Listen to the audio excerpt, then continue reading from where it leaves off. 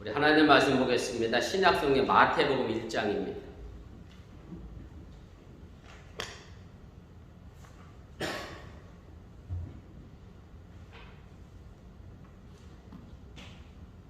마태복음 1장 우리 18절 말씀부터 25절까지 말씀입니다. 우리 찾으셨으면 한 절씩 읽고 우리 25절은 함께 읽도록 그렇게 하겠습니다.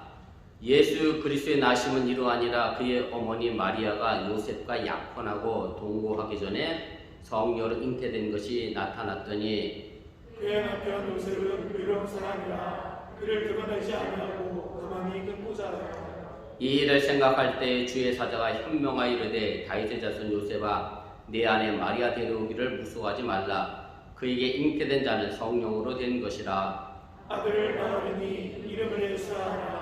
이는 그가 자기 백성을 그들의 죄에서 구원하실 자이심이라. 이 모든 일에 된 것은 주께서 선지자로 하신 말씀을 이루려 하심이니 이르시되 보라 처녀가 잉태하여 아기를 낳을 것이요 그의 이름은 임마누엘이라 하리라 하셨으니 이를 번역한즉 하나님이 우리와 함께 계시다 하리라. 요셉이 잠에서 깨 일어나 주의 사자의 분부대로 행하여 그의 아내를 데려왔으나 아들 낳기까지 동침하지 아니하더니 나음의 이름을 예수라 하니라. 아멘.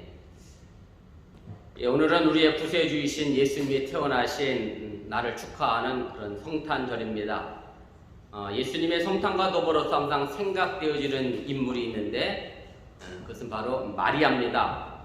마리아는 예수님의 어머니이기 때문에 우리 천주교에서는 성모라 하여 마리아에게 이제 예를 표하고 있는데 어쨌든 동정녀의 몸으로 아기 예수를 잉태하여 이 땅에 태어나게 한 것이 결코 쉬운 과정이 아니었기 때문에 천주교에서는 마리아를 성모라 해서 성모 마리아라 그렇게 이름 부르고 있습니다.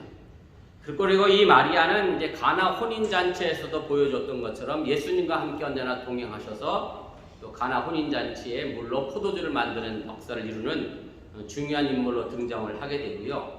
그리고 예수님의 마지막 십자가의 죽음의 길에도 어김없이 등장해서 마리아라고 하는 어머니로서의 존재감을 분명하게 보여주고 있습니다. 그런데 반면에 예수님의 아버지 요셉은 예수님의 탄생 이후에 그 어떤 흔적도 찾아볼 수가 없습니다. 이것이 어찌 보면 가부장적 당시의 상황에 비춰본다라고 하면 아버지 요셉은 보이지 않고 어머니 마리아만 부각되는 것은 뭔가 좀 이상하다는 생각을 가질 수밖에 없습니다. 그런데 모든 사람의 출생이 다 그러한 것처럼 예수님의 탄생이라고 하는 것은 결국 혼자 이루어진 것이 아닙니다. 다시 말씀을 드리면 동정녀의 몸으로 아기 예수님을 잉태하여 태어나게 한 마리아가 결코 쉬운 과정이 아니었던 것처럼 또 약혼했던 요셉의 입장에서 보면 이 과정이 결코 순탄치 않고 쉽지 않았다고 하는 얘기고요. 그래서 저는 오늘 마리아의 관점이 아니라 조금 다르게 요셉의 관점을 통해서 오늘 예수님의 탄생을 생각해보며 이 시간 함께 은혜를 좀 나눠보려고 합니다. 오늘 본문에 보면 갈릴리 나사렛에 요셉이라는 남자가 이제 살고 있습니다. 갈릴리 하면 이스라엘의 변방 지역이었고요. 외세의 치림이 많았던 곳이고 또 이스라엘의 실세인 예루살렘과는 달리 힘없고 가난한 사람들이 모여 살던 곳이 바로 나사렛입니다. 그래서 예루살렘 사람들은 이 갈릴리에 살고 있던 사람들, 특별히 나사렛에 살고 있었던 사람들을 아주 무시하고 경멸했습니다. 그 중에서 이곳에 살고 있던 요셉 역시 당연히 가난한 목수였고요. 요셉은 마리아라고 하는 한 처녀와 약혼을 하게 됩니다. 그런데 어느 날 약혼한 마리아가 아이를 가졌다라고 하는 소식을 듣게 됩니다. 아마 요셉 입장에서는 맑은 하늘의 날벼락 같은 그런 소리였을 것이 분명합니다. 요셉은 이 사실을 알고 오늘 본문 19절에 이렇게 행동합니다. 그의 남편 요셉은 의로운 사람이라 그를 드러내지 아니하고 가만히 끊고자 했다라고 성경은 보도합니다. 여기서 우리가 유대의 결혼 풍습에 대해 좀 이해를 해볼 필요가 있습니다. 그때 당시 이스라엘은 대개 상당히 일찍 결혼했어요. 여자애들 입장에서 보면 12살에서 13살이 소녀가 약혼식을 했고요. 그에 반해 남자는 조금 컸습니다. 18세에서 24세 청년이 약혼을 했습니다. 그리고 유대 율법에 의하면 약혼은 이미 법적으로 혼인의 효력을 갖고 있기 때문에 약혼한 사람은 서로 부부라고 호칭을 하고 그때는 오빠라고 안 불렀겠죠. 여보 당신을 불렀을까? 아무튼 정상적인 그런 부부로서의 역할을 했고 서로의 호칭도 그렇게 불렀다라고 하는 얘기고 남편과 아내로서의 말이 사용됐고 또 약혼 중에 남자가 죽으면 좀 억울하지만 이 약혼녀는 이제 과부가 되고 말았습니다. 그리고 약혼을 한 다음에 1년이 지나고 나면 이제 남자가 여자를 자기 집으로 데려오게 되는데 이것이 소위 말하는 이제 결혼식을 이제 1년 뒤에 행하게 됩니다. 그러니까 지금 마리아는 약혼 단계에서 임신을 했다고 하는 얘기입니다. 아마 요셉은 절망적이었을 것이고요. 남편이 아닌 다른 남자의 아이를 임신했다고 하면 그 여자는 유대 율법에 의하면 돌에 맞아 죽어야 했던 이제 그런 상황이 됐습니다.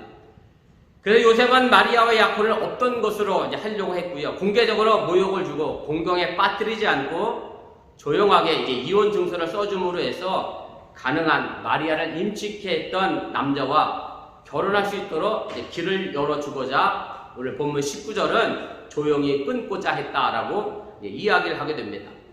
바로 이것을 가지고 마태복음 저자는 요셉을 의로운 사람이라 그렇게 표현을 했습니다.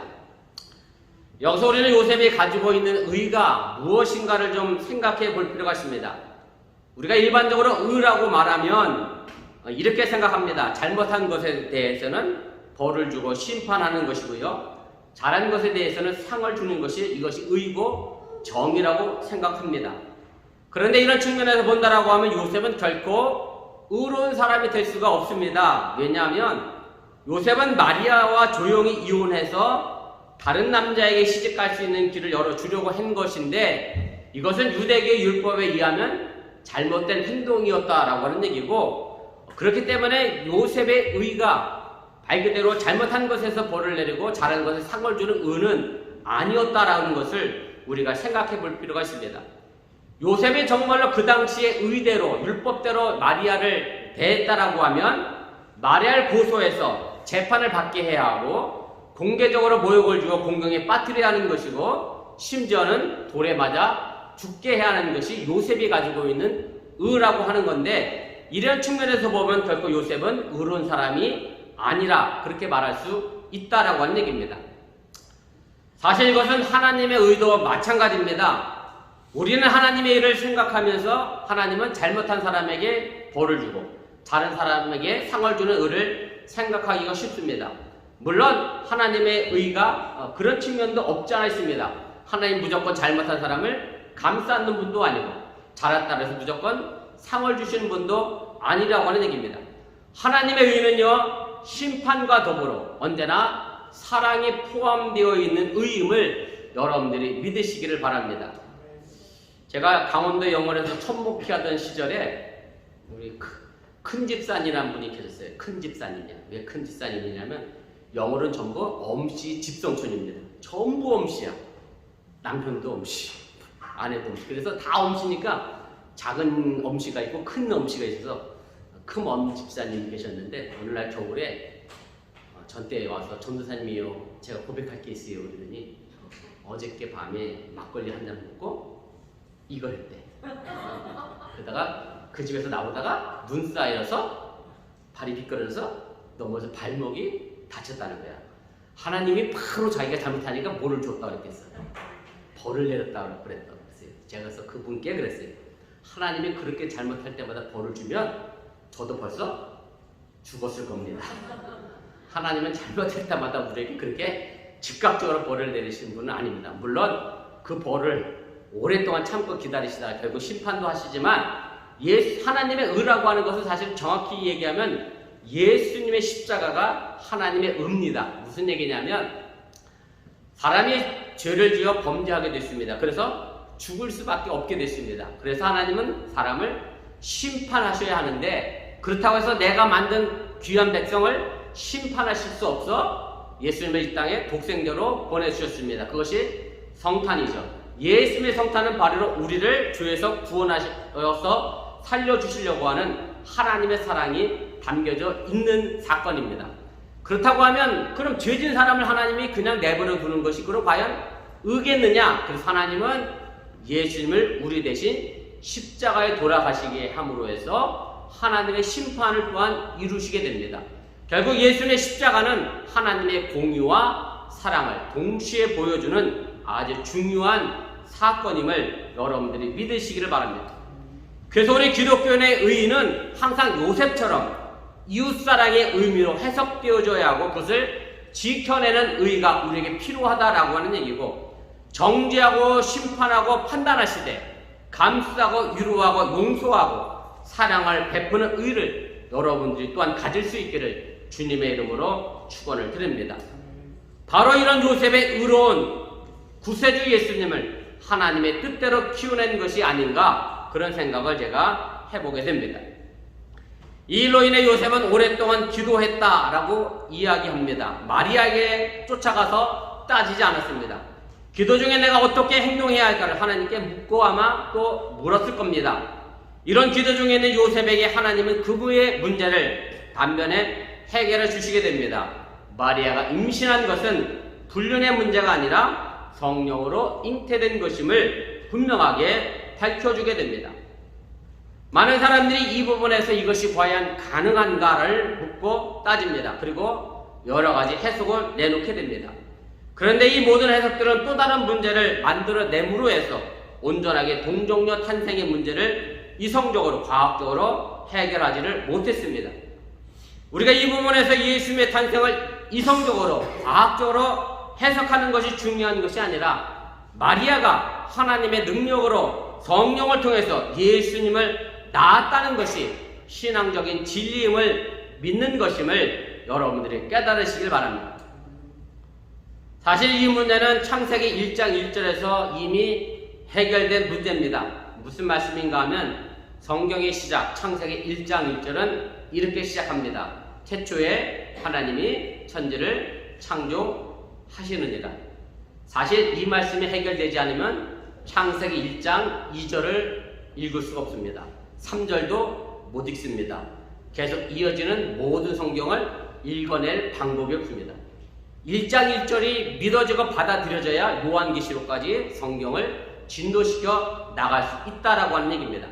아무것도 없는 무에서 하나님이 이 세상을 만드시고 우리를 만드셨다는 사실을 이해하지 못하고 믿지 못한다라고 하면 그 다음 구절에 나오는 모든 성경의 내용이 해결되지 않는다라고 하는 얘기입니다. 그러나 이 말씀이 내 신앙의 고백에 되어지게 되면 성경의 마지막 계시록까지 막힘없이 진도가 나갈 수 있습니다. 하나님이 하시는 일에게 못할 것이 없다는 말씀입니다. 그러게 오늘 본문 20절에 주의 사자가 요셉에게 나타나 하나님이 하신 일이라고 알려준 것이고, 요셉은 그 하나님의 능력을 믿기에 마리아를 데리고 자기 집으로 올 수 있었다고 하는 사실을 여러분들이 믿으시길 바랍니다. 그래서 오늘 이 말씀 속에서 우리가 물어야 하는 것은 동정녀 마리아를 통해서 예수님이 이 땅에 태어난 것이 과연 신학적으로 무슨 의미가 있고 동정녀 탄생이 말하려고 하는 가장 기본적인 신앙 고백이 무엇인가를 찾아내야 한다는 말씀입니다. 동정녀 탄생이 말하려고 하는 것은 예수님은 보통 사람과는 전적으로 달랐다는 겁니다. 예수님은 하나님으로부터 태어난 독특한 분이시고 그러기에 예수님은 우리 사람의 구주가 되셨다는 것이 동정녀 탄생이 말해주고 있는 겁니다. 하나님의 아들의 탄생을 말하려고 하는 것이 바로 동정녀 탄생이 갖는 본질적인 의미라고 하는 얘기입니다. 예수님은 세례요한으로부터 세례를 받을 때 하늘에서 이런 음성이 들려줍니다. 이는 내 사랑하는 아들이다. 세례 받음으로 해서 하나님으로부터 아들로 인정받은 것이 아니라 태어나면서부터 이미 하나님의 아들이었고, 다윗의 자손 하나님의 아들로 인정된 것이 아니라 원래 하나님의 아들이 태어나 다윗의 자손으로 인정된 것이고, 바로 이 중심에 요셉이라고 하는 사람이 있었다고 하는 사실을 여러분들이 깨달으시길 바랍니다. 여기서 우리는 다시 한번 요셉의 훌륭한 믿음을 보게 됩니다. 만약에 요셉이 하나님 말씀을 믿지 못했다고 하면 결코 마리아를 데려올 수가 없었습니다. 요셉은 하나님의 말씀을 믿고 예수님의 아버지로서 그의 역할과 사명을 다했습니다. 그리고 그것으로 만족했고 더 이상 바라지도 않았습니다. 마리아와 더불어 요셉의 위대한 신앙을 우리가 발견해 볼 수 있게 됩니다. 우리는 하나님이 내게 주시는 말씀에 얼마나 내가 순종하고 따라가고 있는지 살펴보시길 바랍니다. 하나님의 말씀에 아멘에 놓고서도 실행에 옮기지 못하고 있는 우리의 신앙을 회개해야 한다고 하는 얘기고, 내가 듣기 좋은 말씀만, 내가 좋아하는 말씀만 따라가려고 하는 기형적인 신앙의 모습에서 벗어나야 한다는 사실을 여러분들이 잊지 마시기 바랍니다. 물론 쉽지가 않습니다. 지금 새벽 기도를 집사람과 저랑 장로님이 돌아가신 이후에 둘이 하고 있는데, 어제도 새벽에 일어나는데요, 침대를 벗어나기가 굉장히 어렵습니다. 따뜻한 이불 속으로 박차고 일어난다는 게 얼마나 힘이 든지 모릅니다. 그래도 이불을 박차고 일어나고 나면 교회로 향하는 추운 새벽의 날씨는 결코 문제가 되지 않습니다. 교회 와서 기도하고 갑니다. 항상 고비는 어디냐면 침대 속 이불이 고비입니다.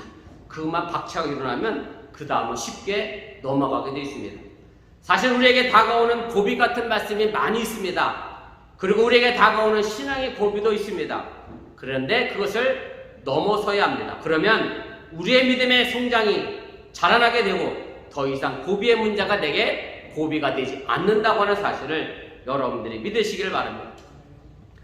예수님의 탄생 이야기에 대해 요셉은 두 번 더 등장하고 그 이름이 더 이상 성경에서 찾아볼 수 없는 이름이 됩니다. 마태복음 2장 13절에 그 두 번째 가운데 첫 번째가 등장합니다.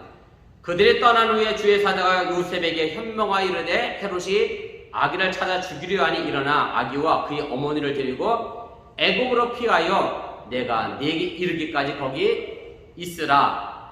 헤롯 왕이 예수를 죽이려고 하니 그 아기 예수와 마리아를 데리고 애국으로 잠시 이민가 살고 있어라. 그렇게 말씀해 주셨고요. 그리고 두 번째는 2장 19절부터 21절에 다시 등장합니다.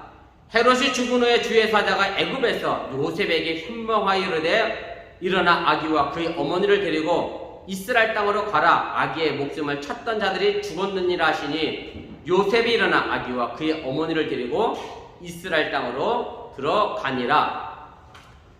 헤롯이 예수를 죽이고자 했을 때 예수님과 마리아를 데리고 애굽으로 건너갔다가 다시 헤롯이 죽은 다음에 고향 땅 베들레헴으로 돌아오는 길에 요셉의 이름이 등장을 하게 됩니다. 이 모든 과정에서 요셉이 꿈을 꿨습니다. 마리아가 꾼 게 아닙니다. 예수님의 이름도 마리아가 지은 게 아닙니다. 요셉이 지었습니다. 주의 사자가 요셉에게 나타나 예수의 이름을 알려줬고 그 예수의 이름을 짓게 했습니다. 그리고 이 이름의 뜻은 자기 백성을 그들의 죄에서 구원할 자이다라고 알려주었습니다. 요셉의 꿈을 통해서 하나님은 철저하게 예수님의 운명을 인도해 가셨다는 말씀입니다. 이것이 또한 아버지 요셉의 중요한 사명이었고 임무였음을 우리가 알게 됩니다. 그런데 비단 이것이 요셉만의 꿈이 아닙니다. 지금 이 시대를 살고 있는 모든 아버지의 꿈이어야 하고 모든 부모의 꿈이어야 함을 여러분들이 믿으시길 바랍니다. 물론 내 자식이 내 꿈대로 그대로 되지 않습니다만은, 그러나 우리 자녀들에게 내가 어떤 꿈을 심어주고 있는가 늘 물어보고 생각해 보시길 바랍니다. 옛날 우리 조상들은 자식의 이름을 좀 천하게 짓고 천하게 부르려고 하는 경향이 있었습니다. 왜냐하면 천하게 이름을 짓고 불러야 귀신이 우리 아이를 괴롭히지 않고 오래 살게 놔준다고 해서 개똥이 말똥이 막 이렇게 불렀거든요. 태명을, 물론 본명은 또 짓지만 너무 이름을 귀하게 지면 귀신이 그 아이를 괴롭혀서 오래 살지 못하게 한다라고 그렇게 해서 이름을 좀 천하게 불고 좀 천하게 살아도 빨리 죽는 것보다 오래 사는 게 더 중요했던, 어떻게 보면 좀 비극 같은 꿈을 우리 조상들은 가지고 살았습니다. 그러다 보니 더럽게 살아도 살아남기만 하면 된다는 잘못된 인간성을 지금 우리에게 또 심어주고 길러내는 잘못을 저지르게 된 것도 저는 사실이 아닌가 그런 생각을 하게 됩니다. 아름다운 꿈은요, 그만한 대가를 치르는 삶을 요구합니다. 이름만 그럴싸하게 지었다고 그 이름대로 되는 것이 아닙니다. 그 꿈을 이루기 위한 삶, 교육이 있어야 합니다. 바른 꿈을 꾸고 그 꿈을 이루게 하는 부모의 교육이 있어야 합니다. 그렇지 않으면 그 꿈은 악몽의 현실이 되어버리고 만다라고 하는 사실입니다.